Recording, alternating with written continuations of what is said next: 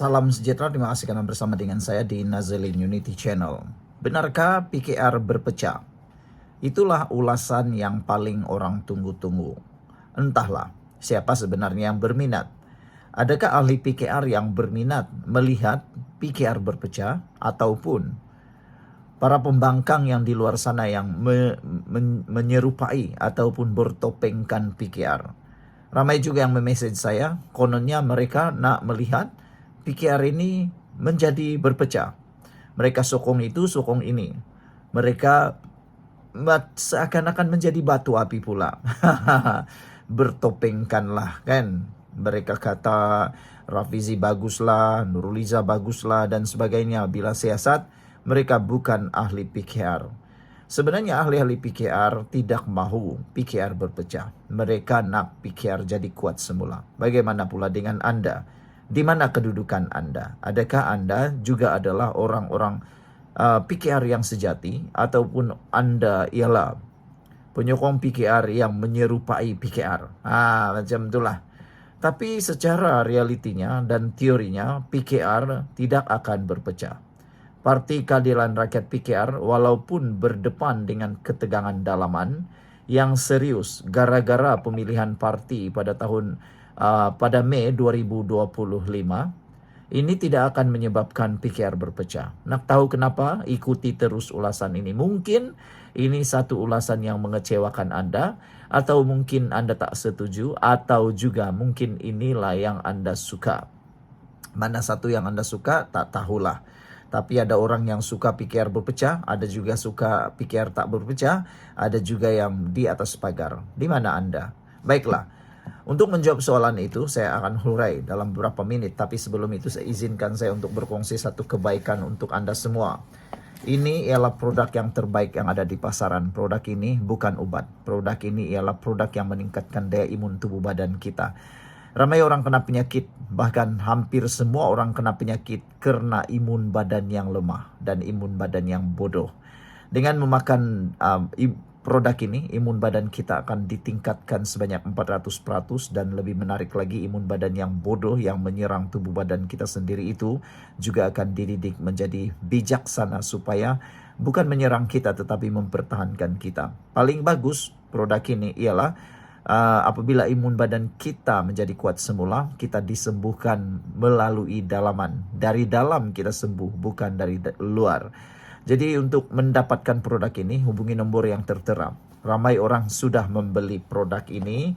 Ini adalah kotak-kotak. Ini saya kirim. Banyaklah, ada lagi ini. Ini tengok. Jatuh pula lah produk tuh. Oke. Kalau mau berminat, cepat beli. Jangan tunggu sampai sudah terlambat. Oke lah. Anda mau sehat atau tidak terpulang pada Anda. Saya hanya kongsikan yang terbaik untuk Anda semua. Kita cerita balik tentang politik. Yalah, orang tanya, kenapa Nazilin tiba-tiba jual produk pula? Ya, kita nak kongsi. Ini tempat yang ramai orang melihat. Lebih-lebih lagi yang kebanyakan menonton tuh dah berusia. Kebanyakan yang berusia ini ada masalah kesehatan. Kalau tiada masalah kesehatan pun, dia nak kekal sehat. Berbanding orang muda nih susah nak jaga kesehatan. Sudah nanti berpenyakit baru tengadah. Oke. Saudara-saudara yang saya hormati sekalian. Meskipun pertembungan antara dua tokoh utama PKR ini, yaitu Rafizi Ramli dan Nurul Izzah Anwar, untuk perebutan jawatan timbalan presiden yang dikatakan mencetuskan perpecahan, tetapi ini tidak akan menyebabkan PKR menjadi dua. Tidak, pada pendapat saya tidak. Kerana pertembungan ini ialah pertembungan pilihan raya dalam parti. Hanya PKR yang mempertandingkan jawatan timbalan presiden dan presiden.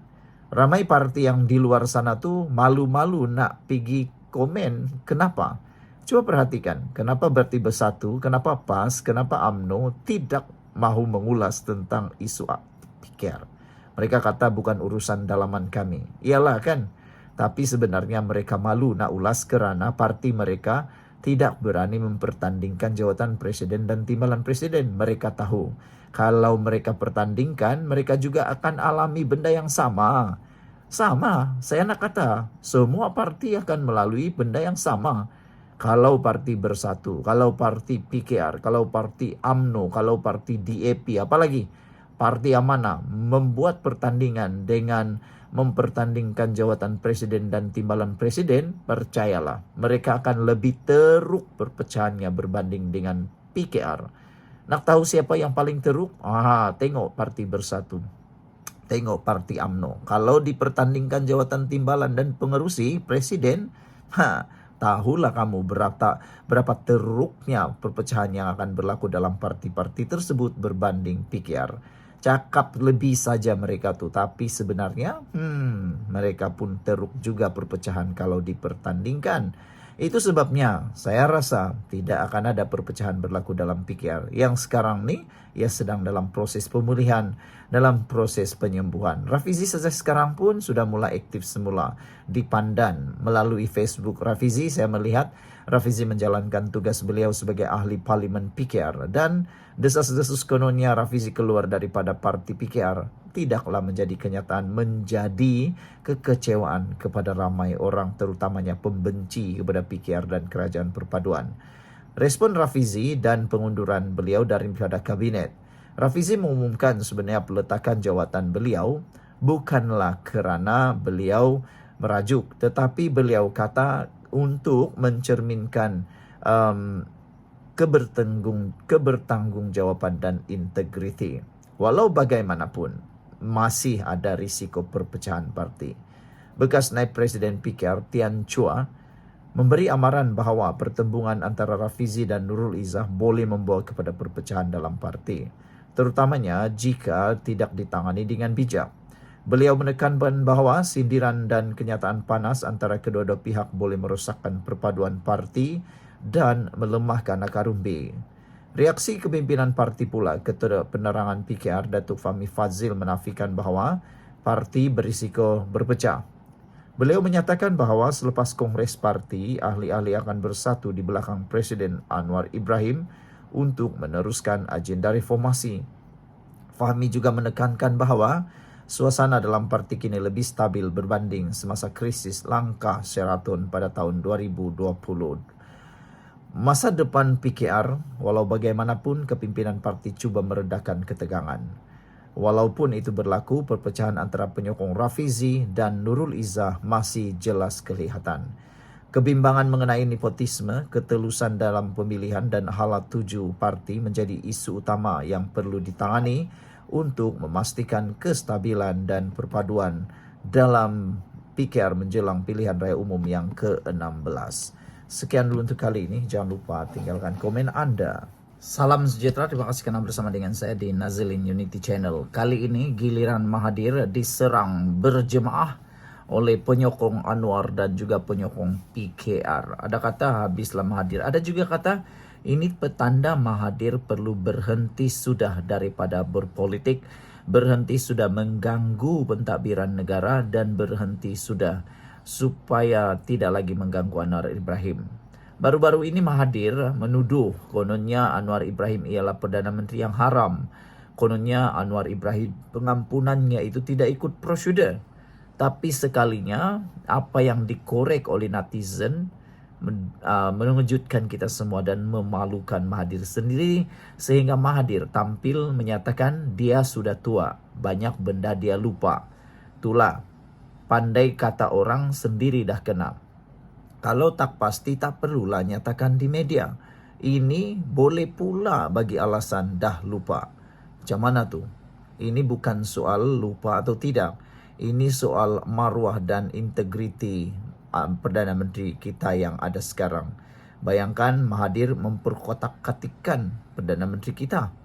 Adakah itu adil untuk Anwar Ibrahim?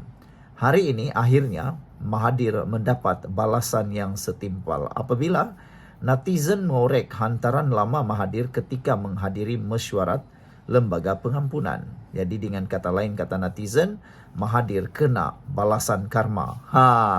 Cuba nak malukan Anwar Ibrahim, cuba nak menghina Anwar Ibrahim, tapi sendiri yang kena hinaan diri sendiri. Sebelum kita teruskan ulasan kali ini, saya nak kongsi dengan kamu semua satu produk yang terbaik yang ada di pasaran. Produk ini bukan obat. Produk ini ialah produk yang meningkatkan daya imun badan kita. Saya makan ini bersama keluarga karena saya sangat percaya, saya sangat yakin dengan produk ini.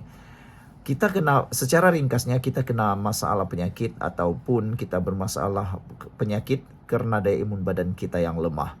Apabila daya imun badan kita jadi lemah dan daya imun badan kita menjadi bodoh, ianya akan menyebabkan pelbagai penyakit dari dalam dan luar, menyebabkan kita sakit. Tapi berita baiknya, apabila Anda makan produk ini, imun badan Anda akan meningkat sehingga 400% dan dididik imun badan kita menjadi sangat bijaksana sehingga apa saja penyakit yang ada dalam badan kita dapat disembuhkan dari dalam melalui kekuatan daya imun itu. Kalau Anda tanya apa penyakit yang boleh disembuhkan, semua jenis penyakit boleh disembuhkan, bukan karena obat, bukan karena apa-apa, tapi karena imun badan kita yang telah kuat. Seperti yang saya katakan tadi, imun badan kita menjadi kuat dan kita boleh jadi sembuh. Cepat dapatkan produk ini, hubungi nombor yang tertera. Saya sangat yakin ini waktunya untuk Anda menyelesaikan masalah kesehatan Anda. Jangan biarkan sampai berlarutan. Jadi sekarang ini saya sedang mau kirim. Ini bungkusan kiriman yang saya akan kirim kepada orang yang telah pun mengambil keputusan untuk menghentikan masalah kesehatan mereka. Anda bila lagi. Baik. Netizen akhirnya korek hantaran lama Mahathir ketika hadiri mesyuarat Lembaga Pengampunan. Hantaran Facebook milik Tun Mahathir Mohamad kira-kira 7 tahun lalu kembali tular selepas tersebar video kenyataan terbaru beliau yang mempertikai proses pengampunan penuh Datuk Seri Anwar Ibrahim. Hantaran yang dimuat naik pada 16 Mei 2018 itu memaparkan beberapa keping gambar Mahathir sewaktu menghadiri mesyuarat Lembaga Pengampunan di Istana Negara. Turut kelihatan dalam gambar tersebut ialah detik beliau bersalaman dengan Anwar yang ketika itu baru dibebaskan dari penjara. Perkongsian semula hantaran itu susulan pemimpin pembangkang memuat naik rakaman video Mahathir yang antara lain mendakwa beliau menandatangani dokumen berkaitan pengampunan Anwar tanpa melalui mesyuarat Lembaga Pengampunan dan tanpa nasihat Peguam Negara. Dakwaan itu mencetuskan reaksi segera daripada Jabatan Peguam Negara AGC yang dalam satu kenyataan hari ini menegaskan bahawa mesyuarat Lembaga Pengampunan bagi wilayah Persekutuan Kuala Lumpur, Labuan dan Putrajaya kali ke-51 telah diadakan pada 16 Mei 2018 yang dipengerusikan sendiri oleh Seri Paduka Baginda Yang di-Pertuan Agong pada waktu itu yang turut dihadiri oleh Mahathir sendiri selaku Perdana Menteri ketika itu.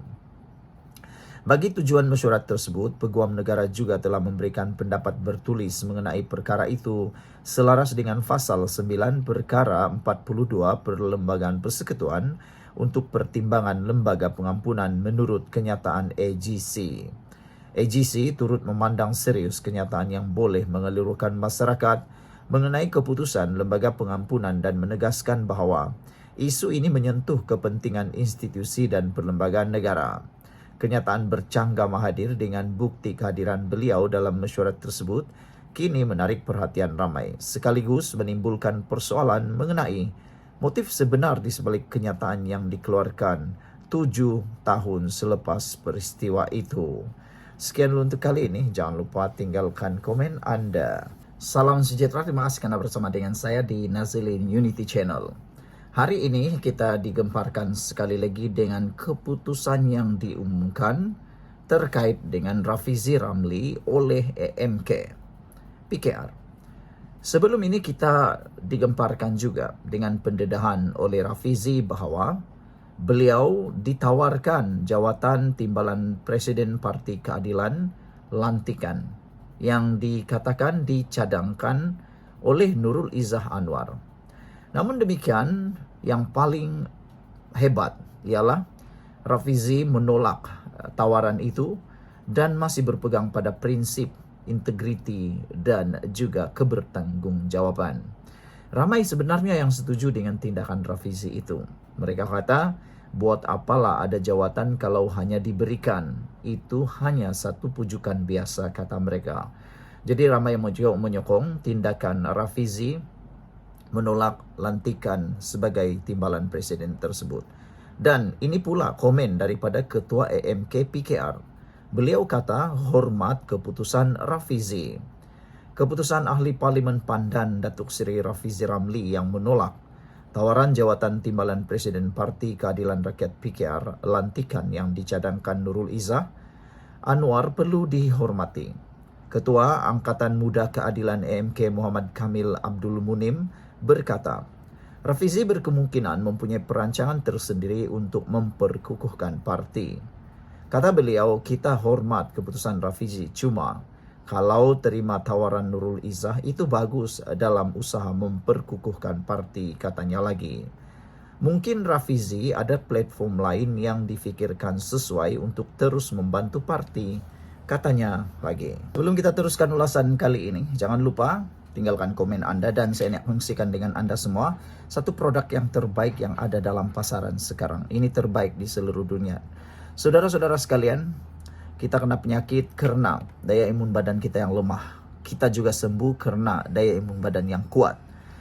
Saudara-saudara sekalian, saya kongsikan dengan Anda satu produk yang bukan obat tetapi telah membantu keluarga saya untuk jadi lebih sehat dan telah sehat. Produk ini produk yang meningkatkan daya imun badan kita sehingga 400% dan mendidik daya imun badan kita menjadi kuat. Dengan kekuatan daya imun badan kita dapat sembuh daripada dalam badan kita dan bukan karena obat. Saudara, produk ini adalah produk yang terbaik. Cepat dapatkannya kerana sekarang ini berduyun-duyun orang sudah nak mendapatkannya. Tengok nih, ada beberapa botol yang saya akan kirim sebentar lagi. Dan kirimannya pula memang sangat bagus. Ini kotaknya. Satu botol nih masukkan dalam kotak nih untuk dikirimkan kepada Anda. Oke, kalau nak berminat untuk penyelesaian kepada masalah kesehatan kamu boleh tanya saya melalui nomor telepon yang tertera. Baiklah, kita nak cakap tentang adakah Rafizi Ramli mempunyai cara lain selain daripada menjadi timbalan Presiden PKR untuk membantu memperkukuhkan parti. Sudah tentu Rafizi mempunyai caranya. Rafizi sudah memberitahu bahawa dia ada plan yang tersendiri. Jadi kenapa sibuk-sibuk lagi nak mahu mengganggu plan yang dirancang oleh Rafizi. Dan tentunya Rafizi tidak akan keluar PKR. Tapi dia akan memperkukuhkan PKR dengan caranya sendiri. Salah satu yang mungkin akan dilakukan oleh Rafizi ialah beliau akan menggunakan kekuatan dan kepintaran beliau, kebijaksanaan beliau dalam dunia data dan digital. Silap-silap hari bulan, Rafizi akan menubuhkan satu platform yang boleh menjadi tempat semua rakyat Malaysia boleh melihat atau memberikan komen atau petunjuk atau rating kepada semua calon-calon pilihan raya. Mungkin platform itu akan menjadi tempat orang boleh preview calon-calon pilihan raya. Jadi itu sangat bagus.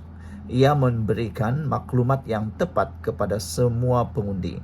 Mereka boleh tahu wakil rakyat itu berapa umur, pernah berjanji kah tidak, bohong kah tidak, apa kelulusannya yang sah dan sebagainya.